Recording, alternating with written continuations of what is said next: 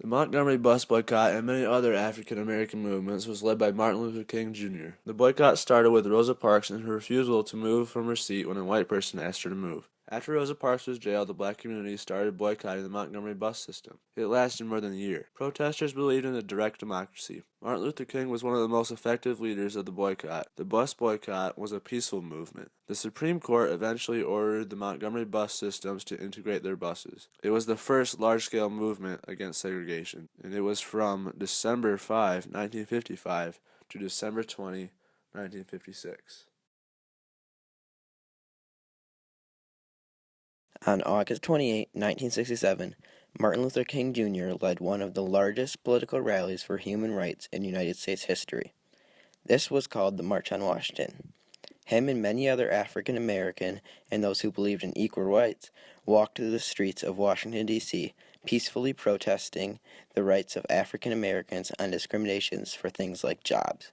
The march ended at the Washington Monument, where Martin Luther King Jr. gave his famous I Had a Dream speech.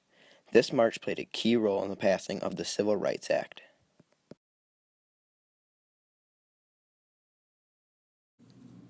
A more recent protest took place in Baltimore, Maryland. This protest was caused because an African American man named Freddie Gray died soon after his arrest. There was no specific reason why he was approached by the police. Many say it was because of his race.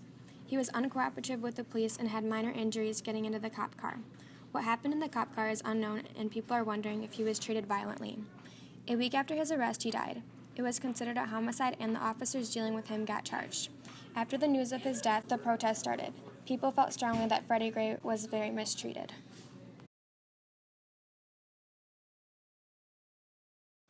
Within the past few weeks, there have been stories of Muslim and African American protesters going to peacefully protest Donald Trump by sitting in the crowd with a t-shirt or sign saying, "Black Lives Matter" or "Islam comes in peace."